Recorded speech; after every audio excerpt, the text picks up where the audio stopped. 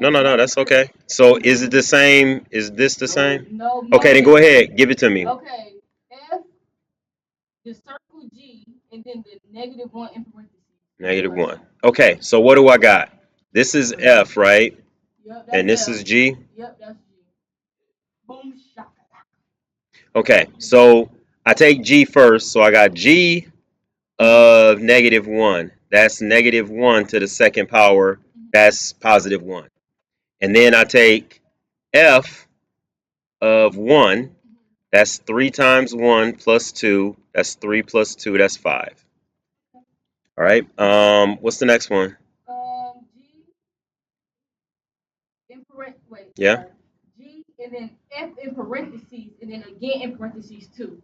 Okay. So I need to take F of 2. F is 3x plus 2. So I'm going to take 3 times 2 plus 2. And so that's 6 plus 2. That's 8. And then I'm going to take G of 8. So G of 8 ends up being 8 to the second power is 64. What's next?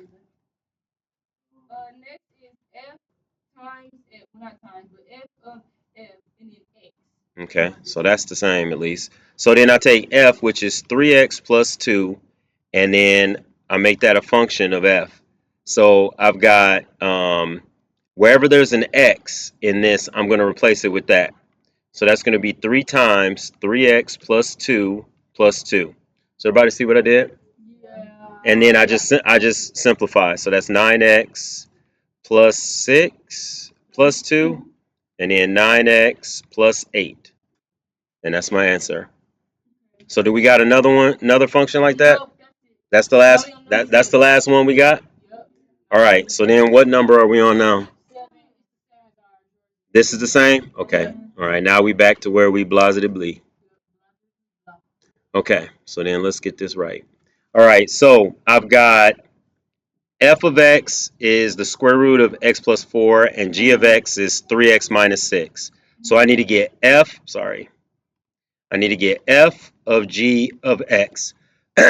So I need to take g of x, which is 3x minus 6, and I need to put that into f. So then that's going to be the square root of 3x minus 6 plus 4. Does everybody see? Yep. This was x plus 4, so I just replaced the x with that. And now I'm just going to simplify. I've got 3x, -6, and a plus 4, so that's minus 2, and that's my answer. Oh, okay. All right, what's next? As you said, it's the same, right? Yes. So then I got g of f of x. So the innermost function is the one that's furthest to the right or the one that's inside the parentheses. So I'm doing f first. So f is the square root of x plus 4, and I'm going to put that into g. So g, wherever I got an x in g, I'm going to put that. So that's going to be 3 times the square root of x plus 4 minus 6. And so then I'm going to, I can't distribute the 3 because the 3 is on the outside and the rest of it's under the square root. So that's pretty much my answer. So you would combine the 3 and -6 or Nope, because this is being multiplied times that. oh, just by that. Yep, Okay. just by that. Yep, that 6 is on the outside of it. All right, so then we got C, which is f of g of 6. Yes, sir. Yes, sir. Okay, I'll say again. See how this is? So my innermost function is g because g is in the parentheses. So you go in the parentheses. So sometimes you might have f of g, whatever. So you go inside the parentheses to get to the innermost one and then work your way out. If they have it listed like this, you start on the right and you work your way to the left. So that's what I did right there. I still took F first, then I went to G. So now I'm going to take G of 6 and then go to F. So G is 3x minus 6. So I'm going to say 3 times 6 minus 6.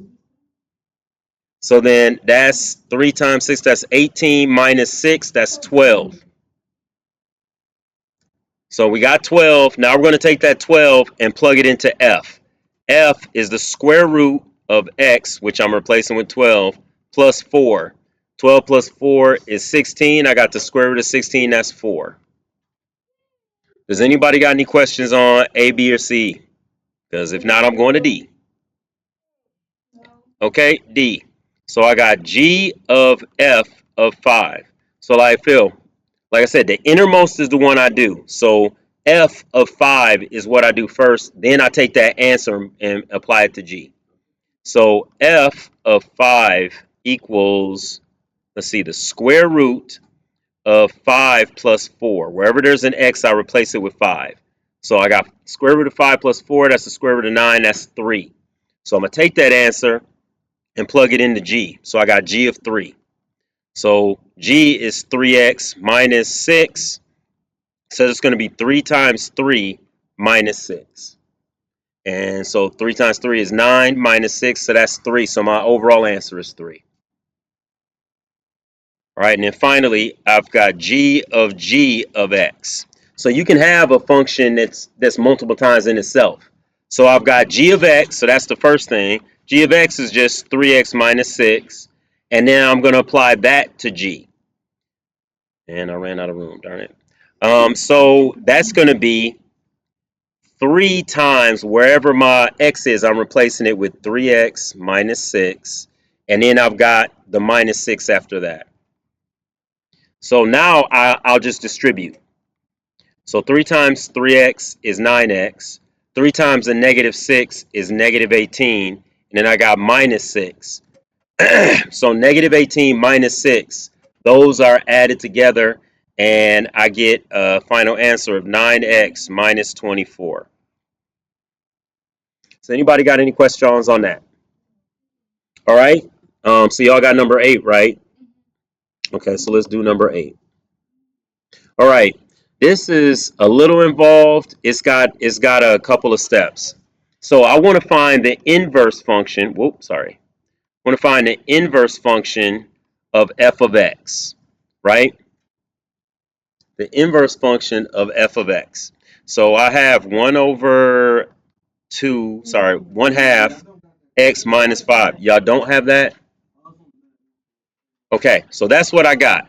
So the process is, first thing I'm going to do is I'm going to write f of x. No, better yet, I'm not going to say right. Sorry. Let me change that. I'm going to say replace. So yep. Oh, come on, man. Make me look bad. There we go. No, it's the wrong one. Draw. I'm going to say replace f of x with y. So now I'm going to have y equals 1/2 x minus 5. You follow me so far? All I did was replace that. Okay. All right. Sorry about that. So then next, I'm going to switch x and y. So this is going to be x equals 1/2 y minus 5. Everybody see what I did there? I'm holding. All I did was switch my x and my y.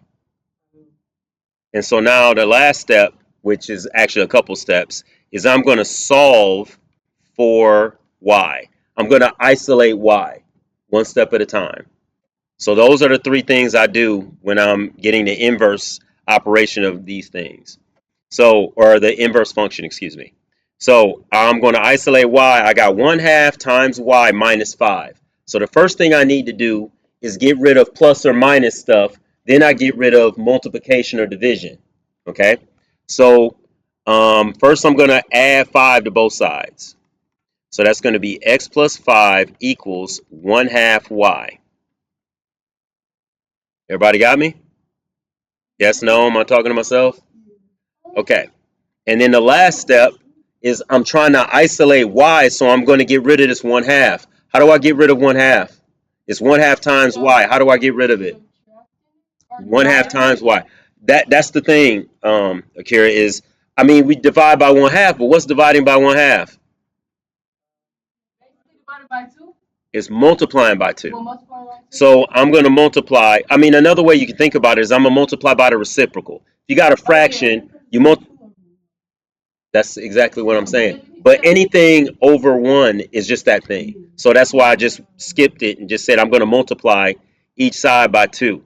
So this side, those things are going to cancel off. And I'm just going to have y. But then on this side, I'm going to have 2 times x plus 5. Now, if you wrote it like that or if you wrote it like this, I'm not going to make a big deal. Okay? That's either or. Because that really is not significant to anything. But that's your answer. Now, if you want to be funky, you would write it as f to the negative 1 of x equals 2 times x plus 5 or 2x plus 10. That's the actual, that is the actual, can I finish, Mom? That is the actual notation to say that that's the inverse of f of x. See, f of x, the inverse of f of x. So that's what that means, the inverse of f of x. So, like I said, if you gave me to this, I'm not going to trip about it. All right, just as long as I want to make sure y'all understand that this is the notation for the inverse of f. Okay? All right. So now let's go to the blasé. So I've got g of x equals 4x cubed plus 1. Okay, so which one do y'all got?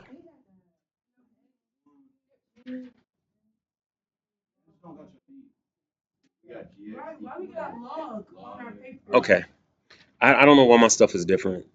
This no, because I've seen it. I'm the thing that I got up here. This is not what we got. It's number 9. I just saw that.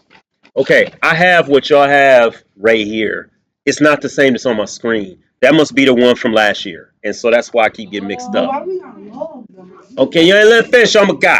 So as I was saying, I looked at this, but then the thing that I called up was it must have been last year's. That's why it's different. So I apologize, but the stuff is still, whatever. I'll do both of them. It's fine. Yeah, it's fine. Let me do this one and then I'll do the log one. All right. The log one is not as complicated as you might think. So anyway, this first I'm gonna make this y equals 4x to the third power plus 1, and then I'm gonna switch x and y. So I'm gonna have blasé. Okay, so what am I gonna do next? Yep, excellent, Phil. I'm gonna subtract 1 from both sides, and I'm gonna get x minus 1 equals 4 times y to the third power. Hang on, I gotta come over here. X minus 1 equals 4y third power. Excuse me. So what's the next thing I need to do? I got x minus 1 equals 4 times y to the third power. What's next? Get the y by itself, so I'm going to get rid of the 4. So I'm going to divide by 4 on both sides. So now I got x minus 1 over 4 equals y to the third power. What's my last step? Come on. It's right there. Isolate y. Isolate y by doing what? Okay, it's not divide. I need to get y by itself, and this is y to the third power. So I need to do the inverse operation of third power, which is definitely not. It's not the reciprocal. It's the root. So it's like I'm saying x squared and the square root. See, they cancel each other out, right? Because they're opposite operations. So if I've got y to the third power, I need to take the cube root. You'll be all right. So that's my answer is y. Yeah, all of this, including the you messed up 20 times, Ferg. So anyway, the cube root of x minus 1 over 4 equals y. Well, no, you didn't say that, but no, I was just saying the fact that I keep going by the wrong sheet. All right, so now I need another blank sheet. Like what? Maybe I don't know. I'm looking at the wrong paper here, so I can't remember what's on the test. I'm gonna have to look at it afterwards. All right, so let's do that log. We ain't gotta do all that. Okay, so as I was saying, we're looking at the one that you guys just said. What was it? H of x or g of x or what? Okay. All right, let's do it. So g of x equals log base 5 of x and then minus 1. Yep, I understood.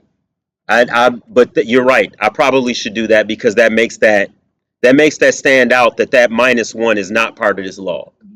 Yep, because that would be a different thing. So here's what we got. I want to get rid of this log, right? So I'm going to write y equals log of base 5 of x minus 1. Then I'm going to switch and say x equals log base 5 of y minus 1. I want to get to this y. So the first thing I'm going to do is what, Marcus? Excellent. See, that's what I'm talking about, Marcus. That's almost a piece of candy. Yep. Okay, so x plus 1 equals the log base 5 of y. Now here's the opposite operation of logs, just so we can make sure we understand. Like with x squared and the square root, right? Logs they're kind of like the opposite of powers. So if I'm looking at log base 5, just to say an x, and I want to get rid of that, I'm going to make this my exponent. So what ends up happening is the 5 as the base for the exponent and the log base 5, they cancel each other out and I'm just left with x. So what I'm going to do is take both sides and make these my exponents of the fifth power. Or it's not the fifth power, excuse me, with a 5 as the base. So that's going to be x plus 1, and this is going to be log base 5 of y. Does everybody see what I did? Because this is base 5, it's like I'm taking these two things to the exponent for 5. That's how you get rid of a log. So I've got the log in my base. Whatever my base is, I take it to that power. All right, so 5 as a power of, and then log base 5. Those cancel each other out, and I'm left with y. But see, over here, I don't got anything that cancels out. So then the thing is, it's just y equals 5 with an exponent of x plus 1. Let's even put a parentheses to make sure that that's together. And then that would be my answer. That's how you would do that. I mean, it's not that hard. Honestly, I don't remember if the log is on there or not. I'm sorry. And then what was the last one? Is that last one the same? Okay. So real quick, h of x equals negative 7x plus 3, right? And so I'm going to put y equals negative 7x plus 3, and then I'm going to switch x equals negative 7, y plus 3, and now I'm going to solve for y. So what's the first thing I do, Marcus? Yes, sir. That's what I'm talking about. So then that's x minus 3 equals negative 7y. What's the next thing I do? Marcus? Yeah, what's the next thing I do? Not add.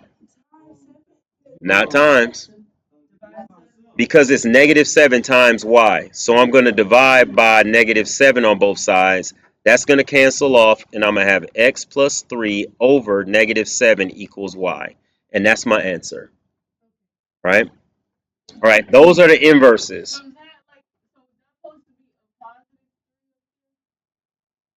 Right here? No. Because it was 3 right here, I had to subtract it from both sides to move it over here. So then that was x minus 3. And so you know what? I know I did it wrong. Thank you. I owe you a piece of candy because I totally messed up. Yep. I totally messed up. That should be x minus 3 divided by negative 7. So yep, excellent, Akira. You know what? If somebody would have caught me, no, you were right. I was wrong. Yep. See, I subtracted 3 from both sides. It's x minus 3.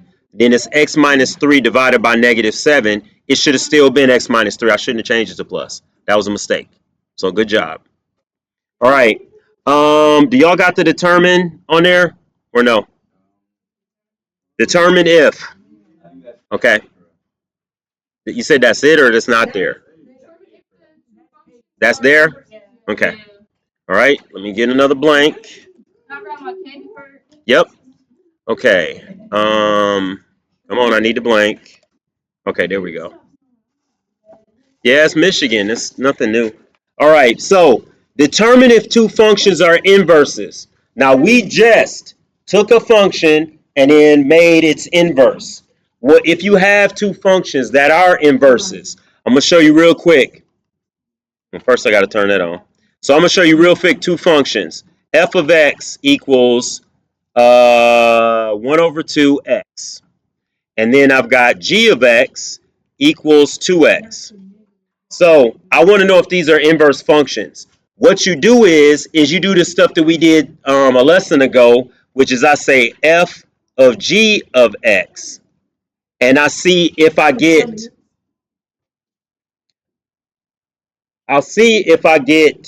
x only. The other stuff cancels off, and all I'm left with is x. So g of x is 2x, and wherever there's an x, I'm gonna put this 2x. So that ends up being 1/2 times 2x. The 1/2 and the 2 cancel each other off, and I just get x. So then that would mean that those two functions are inverses of each other. If I put them, if I do the f of g or the g of f, and they cancel each other out, and all I get is x, then they're inverses. So now let me show you with this ugly, complicated thing. So I got f of x is negative 16 plus x over 4, and then I got g of x. Do you guys think these are inverses? I put and. If somebody, namely Marcus, would have told me that what's with the and the x, I would have given him a piece of candy. That should be x. That should be 4x plus 16. Do you guys think they're inverses? Do you guys think they're inverses? Yes or no? All right, so let's try it. So I'm going to say f of g of x. So I'm going to take g and plug it into f. So I got negative 16 plus x, which means I got to put 4x plus 16 up here, divided by 4. So then if I look at that, I got negative 16 and positive 16. They cancel each other out. Has everybody got me there? Bro, it's too much noise. I'm not gonna lie. Can I close the door for? It's only like a minute left, sure, why not? Oh, never mind. So I'm going to say again, negative 16 and positive 16, they cancel each other out. And now all I'm left with is 4x divided by 4. The 4's divide each other out or cancel each other out, and all I got is x. So far, that looks cool. I got to do it the opposite way. It's got to work both ways. Yes. Yes.